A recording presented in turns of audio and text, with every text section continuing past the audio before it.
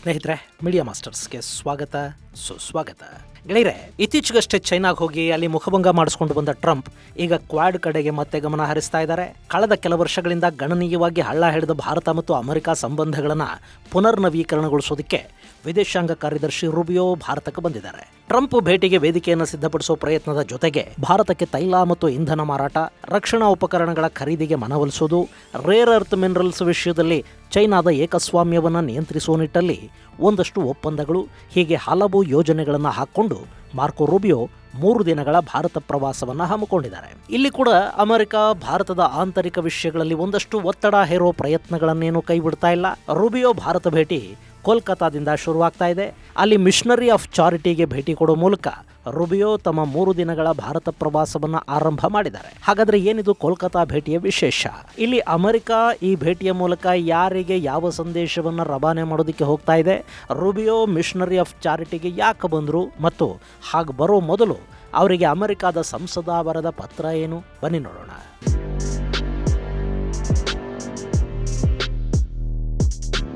ಗೆಳೆಯರೆ, ಮಾರ್ಕೊ ರೂಬಿಯೋ ಭಾರತಕ್ಕೆ ಬಂದಿದ್ದಾರೆ. ಅದರಲ್ಲಿ ಅಂಥ ವಿಶೇಷ ಏನಿಲ್ಲ. ಆದರೆ ಟ್ರಂಪ್ ಭಾರತದ ಮೇಲೆ ಟ್ಯಾರಿಫ್ಗಳನ್ನು ಹೇರಿ 2 ದೇಶಗಳ ಸಂಬಂಧಗಳು ಹಳಸಿದ ನಂತರ ಅಮೆರಿಕದ ಹಿರಿಯ ರಾಜತಾಂತ್ರಿಕರೊಬ್ಬರು ಭಾರತಕ್ಕೆ ಕೊಡ್ತಾ ಇರೋ ಮೊದಲ ಭೇಟಿ ಇದು. ಜೊತೆಗೆ ಮೇ 26ನೇ ತಾರೀಕು ದೆಹಲಿಯಲ್ಲಿ ಕ್ವಾಡ್ ವಿದೇಶಾಂಗ ಸಚಿವರ ಸಭೆ ಕೂಡ ಇದೆ. ಅದರಲ್ಲಿ ಆಸ್ಟ್ರೇಲಿಯಾ, ಜಪಾನ್ನ ವಿದೇಶಾಂಗ ಸಚಿವರು ಭಾಗಿಯಾಗ್ತಾ ಇದ್ದಾರೆ. ಇನ್ನು ಇರಾನ್ ಯುದ್ಧದ ಹಿನ್ನೆಲೆಯಲ್ಲಿ ಜಾಗತಿಕ ಇಂಧನ ಕ್ಷೇತ್ರ ಸೊರಗಿ ಹೋಗ್ತಾ ಇದೆ. ಭಾರತ ದೊಡ್ಡ ಪ್ರಮಾಣದಲ್ಲಿ ಗ್ಯಾಸ್ ಸಮಸ್ಯೆಗೆ ತುತ್ತಾಗಿದೆ. ರಷ್ಯಾದ ತೈಲ ಖರೀದಿಯನ್ನು ನಿಲ್ಲಿಸೋದಕ್ಕೆ ಭಾರತ ಸಿದ್ಧ ಇಲ್ಲ, ಮತ್ತು ಈ ಸಂದರ್ಭದಲ್ಲಿ ನಿಲ್ಲಿಸಿ ಅಂತ ಹೇಳೋದಕ್ಕೆ ಯಾರಿಗೂ ಧೈರ್ಯ ಕೂಡ ಆಗೋದಿಲ್ಲ. ಸೊ ಅಮೆರಿಕ ತನ್ನ ತೈಲ ಮತ್ತು ಗ್ಯಾಸ್ ಅನ್ನ ಭಾರತಕ್ಕೆ ಮಾರಾಟ ಮಾಡೋದಕ್ಕೆ ಉತ್ಸುಕತೆಯನ್ನು ತೋರ್ತಾ ಇದೆ. ಸ್ಟ್ರೈಟ್ ಆಫ್ ಹಾರ್ಮೋಸ್ ಸಂಕಷ್ಟದ ಲಾಭ ಪಡ್ಕೊಂಡು ಅಮೆರಿಕ ಮತ್ತು ವೆನೆಜುವೆಲಾದ ತೈಲವನ್ನ, ಇಂಧನವನ್ನ ಭಾರತಕ್ಕೆ ದೊಡ್ಡ ಪ್ರಮಾಣದಲ್ಲಿ ಮಾರಾಟ ಮಾಡಬಹುದು ಅಂತ ಅಮೆರಿಕ ಲೆಕ್ಕಾಚಾರ ಹಾಕೊಂಡಿದೆ. ಇನ್ನು ಭಾರತ ಆಯುಧ ಬತ್ತಳಿಕೆಯನ್ನು ತುಂಬಿಸ್ಕೊಳ್ತಾ ಇದೆ. ಅಮೆರಿಕ ಯುದ್ಧ ವಿಮಾನ ಇಂಜಿನ್ ಕೊಡೋದ್ರಲ್ಲಿ ವಿಳಂಬ ಮಾಡಿದ್ದು ಭಾರತದ ಅಸಮಾಧಾನವನ್ನ ಹೆಚ್ಚು ಮಾಡಿದೆ. HAL GE404 ಇಂಜಿನ್ ಸರಬರಾಜು ವಿಳಂಬಕ್ಕಾಗಿ GE ಮೇಲೆ ಪೆನಾಲ್ಟಿ ಹಾಕೋದಕ್ಕೆ ಮುಂದಾಗ್ತಾ ಇದೆ. ಇಂಥ ಸಂದರ್ಭದಲ್ಲಿ ಮಾರ್ಕೊ ರೂಬಿಯೋ ಭಾರತಕ್ಕೆ ಬಂದಿದ್ದಾರೆ. ಅವರ ಭೇಟಿಯ ಹಿಂದೆ ವ್ಯಾಪಾರ, ಕ್ವಾಡ್ ಸಂಬಂಧ, ಹೀಗೆ ನಾನಾ ಕಾರಣಗಳು ಕಾಣ್ತಾ ಇವೆ. ಆದರೂ ಕೂಡ ಅವರ ಮೊದಲ ಭೇಟಿ ಮಾತ್ರ ಭಾರತೀಯರ ಹುಬ್ಬೇರೋ ಹಾಗೆ ಮಾಡ್ತಾ ಇದೆ. ಮಾರ್ಕೊ ಕೋಲ್ಕತಾದಿಂದ ತಮ್ಮ ಭೇಟಿಯನ್ನು ಆರಂಭ ಮಾಡಿದ್ದಾರೆ.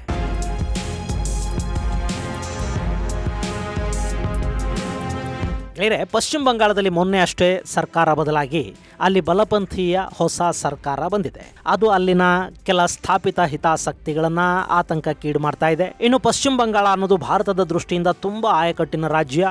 ಬಾಂಗ್ಲಾದೇಶ, ನೇಪಾಳ, ಭೂತಾನ್ಗಳ ಜೊತೆ ಪಶ್ಚಿಮ ಬಂಗಾಳ ಗಡಿಯನ್ನು ಹಂಚಿಕೊಳ್ಳುತ್ತೆ. ಅಷ್ಟೇ ಅಲ್ಲ, ಬಂಗಾಳ ಕೊಲ್ಲಿಯ ದಡದಲ್ಲೇ ಈ ಪಶ್ಚಿಮ ಬಂಗಾಳ ರಾಜ್ಯ ಇದೆ.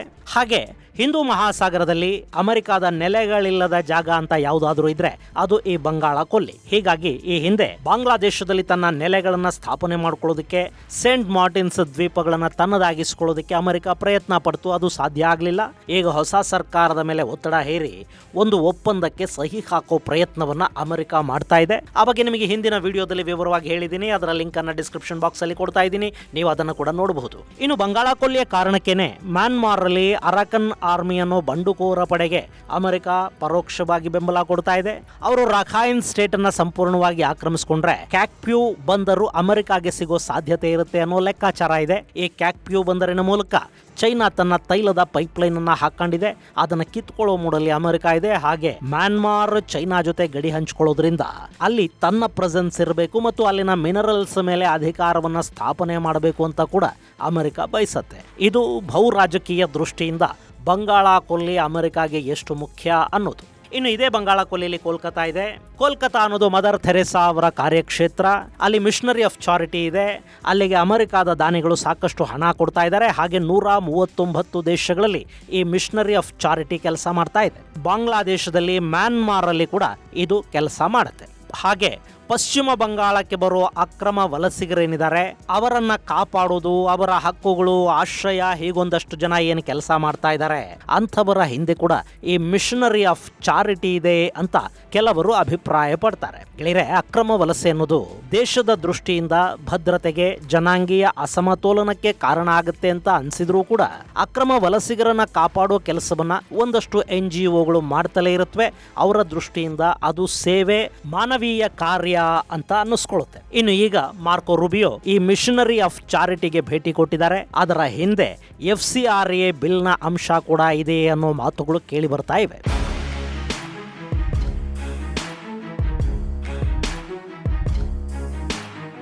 FCRA foreign contribution regulation act ಭಾರತದಲ್ಲಿ ಸ್ವಯಂ ಸೇವಾ ಸಂಸ್ಥೆಗಳಿಗೆ ವಿದೇಶಗಳಿಂದ ಬರೋ ಹಣ ಏನಿದೆ ಅದನ್ನು ನಿಯಂತ್ರಿಸುವ ಕಾಯ್ದೆ ಇದು. ಮೊನ್ನೆ ಮಾರ್ಚ್ 2026ರಲ್ಲಿ ಕೇಂದ್ರ ಸರ್ಕಾರ ಸಂಸತ್ತಲ್ಲಿ FCRA ಅಮೆಂಡ್ಮೆಂಟ್ ಬಿಲ್ ಅನ್ನು ಮಂಡಿಸಿದೆ. ಅದರ ಪ್ರಕಾರ ಯಾವುದೇ ವಿದೇಶಿ ದೇಣಿಗೆಯನ್ನು ತಗೊಳ್ತಾ ಇರೋ ಸಂಸ್ಥೆಯ FCRA ಲೈಸೆನ್ಸ್ ರದ್ದಾದರೆ ಆ ಸಂಸ್ಥೆಯ ಆಸ್ತಿಪಾಸ್ತಿಗಳನ್ನು ಸರ್ಕಾರ ವಶಕ್ಕೆ ತಗೊಳ್ಳೋ ಸಾಧ್ಯತೆ ಇರುತ್ತೆ. ಹಾಗೆ ಅಲ್ಲಿ ಏನಾದರೂ ಲೋಪದೋಷಗಳು, ಕಾಯ್ದೆಯ ಉಲ್ಲಂಘನೆ ಇಂಥದ್ದು ಕಂಡು ಬಂದರೆ ಸಂಸ್ಥೆಯ ಮುಖ್ಯಸ್ಥರನ್ನ ಬಂಧಿಸೋದಕ್ಕೆ ಕೂಡ ಈ ಹೊಸ ತಿದ್ದುಪಡಿ ಅವಕಾಶವನ್ನು ಕೊಡುತ್ತೆ. ಇದನ್ನು ಸರಳವಾಗಿ ಹೇಳಬೇಕು ಅಂದರೆ, ಯಾವುದೋ ಒಂದು ಮಿಷನರಿ ವಿದೇಶಿ ದೇಣಿಗೆಯನ್ನು ಪಡ್ಕೊಂಡು ಶಾಲಾ ಕಾಲೇಜುಗಳನ್ನು ನಡೆಸ್ತಾ ಇದೆ ಅಂತ ಇಟ್ಕೊಳ್ಳಿ. ಅವರು FCRA ಕಾಯ್ದೆಯನ್ನು ಉಲ್ಲಂಘಿಸಿದ್ದು ಕಂಡು ಬಂದ್ರೆ, ಅವರ FCRA ನೋಂದಣಿ ರದ್ದಾದ್ರೆ ಆ ಮಿಷನರಿಯ ಎಲ್ಲ ಆಸ್ತಿಗಳನ್ನ ಸರ್ಕಾರ ನೇಮಿಸಿದ ಅಧಿಕೃತ ಪ್ರಾಧಿಕಾರ ತನ್ನ ವಶಕ್ಕೆ ತಗೊಳ್ಳೋದಕ್ಕೆ ಅವಕಾಶ ಇರುತ್ತೆ ಮತ್ತು ಆ ಆಸ್ತಿಗಳನ್ನು ಮಾರಾಟ ಮಾಡುವ ಅಧಿಕಾರ ಕೂಡ ಆ ಪ್ರಾಧಿಕಾರಕ್ಕೆ ಇರುತ್ತೆ. ಈ ಬಿಲ್ ಮಂಡನೆ ಆಗ್ತಿದ್ದಂತೆ ದೇಶದಾದ್ಯಂತ ಒಂದಷ್ಟು ಪ್ರತಿಭಟನೆಗಳು, ಸರ್ಕಾರದ ಮೇಲೆ ಒತ್ತಡ ಹೇರುವ ಕೆಲಸಗಳು ಶುರು ಆದವು. ವಿಶೇಷವಾಗಿ ಇದು ಕ್ರೈಸ್ತ ಮಿಷನರಿಗಳ ಮೇಲೆ ಪ್ರಭಾವವನ್ನುಂಟು ಮಾಡುತ್ತೆ. ಒಂದು ಲೆಕ್ಕಾಚಾರದ ಪ್ರಕಾರ ನಮ್ಮಲ್ಲಿ 16,000ಕ್ಕೂ ಹೆಚ್ಚು ಸಂಸ್ಥೆಗಳು FCRA ಅಡಿಯಲ್ಲಿ ನೋಂದಾವಣೆಗೊಂಡಿವೆ. ವಾರ್ಷಿಕ ಸುಮಾರು 22,000 ಕೋಟಿ ವಿದೇಶಿ ಹಣ ಈ ಸಂಸ್ಥೆಗಳಿಗೆ ಹರಿದು ಬರ್ತಾ ಇದೆ. ಹಾಗೆ ಕಳೆದ ಕೆಲ ವರ್ಷಗಳಿಂದಲೂ ಕಾನೂನು ಉಲ್ಲಂಘನೆಯ ಕಾರಣಕ್ಕೆ ಸುಮಾರು 21,933 ಸಂಸ್ಥೆಗಳು FCRA ಲೈಸೆನ್ಸ್ ಅನ್ನು ಕಳ್ಕೊಂಡಿವೆ.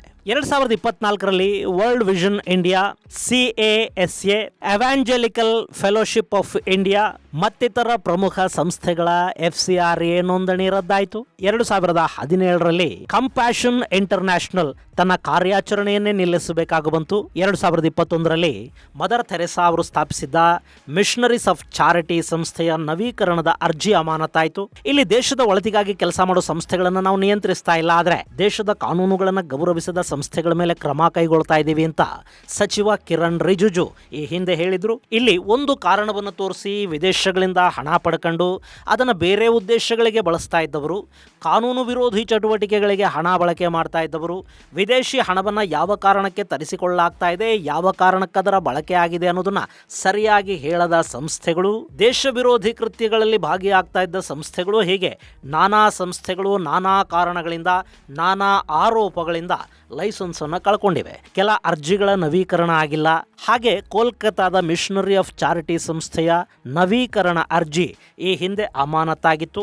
ಈ ಬಗ್ಗೆ ಅಮೆರಿಕದ ಸಂಸದ ಕ್ರಿಸ್ ಸ್ಮಿತ್ ಮೊನ್ನೆ ರೂಬಿಯೋ ಬರ್ತಾ ಇದ್ದಾರೆ ಅನ್ನೋ ಸಂದರ್ಭದಲ್ಲಿ ಒಂದು ಪತ್ರ ಬರೆದು ಭಾರತ ಸರ್ಕಾರದ FCRA ತಿದ್ದುಪಡಿ ಕಾಯ್ದೆ ಅಮೆರಿಕ ಮತ್ತು ಭಾರತದ ಸಂಬಂಧಗಳನ್ನು ಹಾಳು ಮಾಡೋ ಸಾಧ್ಯತೆ ಇರುತ್ತೆ, ಹೀಗಾಗಿ ಆ ತಿದ್ದುಪಡಿ ಕಾಯ್ದೆಯನ್ನ ಹಿಂದಕ್ಕೆ ಪಡೆಯೋದಕ್ಕೆ ರೂಬಿಯೋ ತಮ್ಮ ಭಾರತೀಯ ಪಾಲುದಾರರ ಮೇಲೆ ಒತ್ತಡ ಹೇರಬೇಕು ಅಂತ ಹೇಳಿದ್ರು. ಅಮೆರಿಕ ಮತ್ತು ಭಾರತದ ಸಂಬಂಧಗಳ ಸುಧಾರಣೆ ಅಂದ್ರೆ ಧಾರ್ಮಿಕ ಸಂಸ್ಥೆಗಳು ತಮ್ಮ ಆಸ್ತಿ ಸರ್ಕಾರೀಕರಣ ಆಗುತ್ತೆ ಅನ್ನೋ ಭಯ ಇಲ್ಲದೆ ಭಾರತದಲ್ಲಿ ಕೆಲಸ ಮಾಡುವ ಸ್ವಾತಂತ್ರ್ಯವನ್ನು ಹೊಂದಿರಬೇಕು ಅಂತ ಕೂಡ ಸ್ಮಿತ್ ಬರೆದ ಪತ್ರದಲ್ಲಿ ತಿಳಿಸಿದ್ದಾರೆ. ಅವರು ಕೂಡ ಇಲ್ಲಿ ಆತಂಕವನ್ನು ವ್ಯಕ್ತಪಡಿಸ್ತಾ ಇರೋದು ಮದರ್ ಥೆರೆಸಾ ಅವರ ಮಿಷನರೀಸ್ ಆಫ್ ಚಾರಿಟಿ ಬಗ್ಗೆನೆ. ಹಾಗೆ ಅಮೆರಿಕದ ಹಿರಿಯ ಕ್ರೈಸ್ತ ಮುಖಂಡರ ಸಂಸ್ಥೆ NHCLC National Hispanic Christian Leadership Conference Bharat ಸರ್ಕಾರಕ್ಕೊಂದು ಪತ್ರ ಬರೆದು FCRA ಮಸೂದೆಯನ್ನು ವಾಪಸ್ಸು ಪಡಿಬೇಕು ಅಂತ ಒತ್ತಾಯ ಮಾಡಿದೆ. ಅಮೆರಿಕಾದ ದಾನಿಗಳ ಹಣವನ್ನ ಸರ್ಕಾರ ಮುಟ್ಟುಗೋಲು ಹಾಕೊಂಡ್ರೆ ಕಾನೂನು ಕ್ರಮ ಅನಿವಾರ್ಯವಾಗುತ್ತೆ ಅನ್ನೋ ಎಚ್ಚರಿಕೆಯನ್ನು ಕೂಡ ಆ ಸಂಸ್ಥೆ ಕೊಟ್ಟಿದೆ. ಇಲ್ಲಿ ಅಮೆರಿಕಾದ ದಾನಿಗಳಿಗೆ ಭಾರತಕ್ಕೆ ಹಣ ಕೊಡಿ ಅಂತ ಭಾರತ ಯಾವತ್ತು ಕೇಳಿತ್ತು? ಯಾಕೆ ಅವರು ಕೊಡ್ತಾ ಇದ್ದಾರೆ?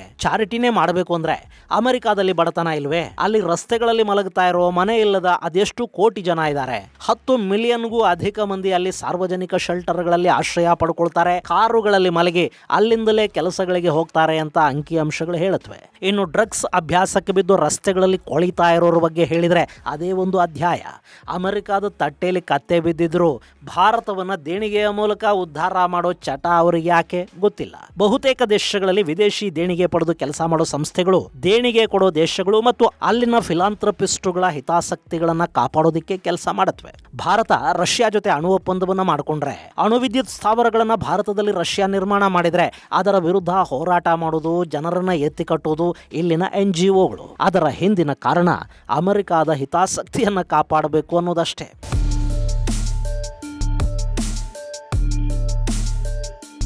ಇನ್ನು ರಷ್ಯಾ, ಚೈನಾದಂತಹ ದೇಶಗಳು ಈ ವಿದೇಶಿ ದೇಣಿಗೆ NGOಗಳನ್ನ ಈಗಾಗಲೇ ಸಂಪೂರ್ಣವಾಗಿ ನಿಯಂತ್ರಿಸ್ತಾ ಇವೆ. ಭಾರತ ಕೂಡ ಇತ್ತೀಚಿನ ವರ್ಷಗಳಲ್ಲಿ ಅದೇ ಕೆಲಸವನ್ನ ಕೈಗೆತ್ತಿಕೊಂಡಿದೆ. ಈಗ ಅದನ್ನ ಅಮೆರಿಕಾದ ಪಟ್ಟಭದ್ರರಿಗೆ ಸಹಿಸಿಕೊಳ್ಳೋದಕ್ಕೆ ಸಾಧ್ಯ ಆಗ್ತಾ ಇಲ್ಲ.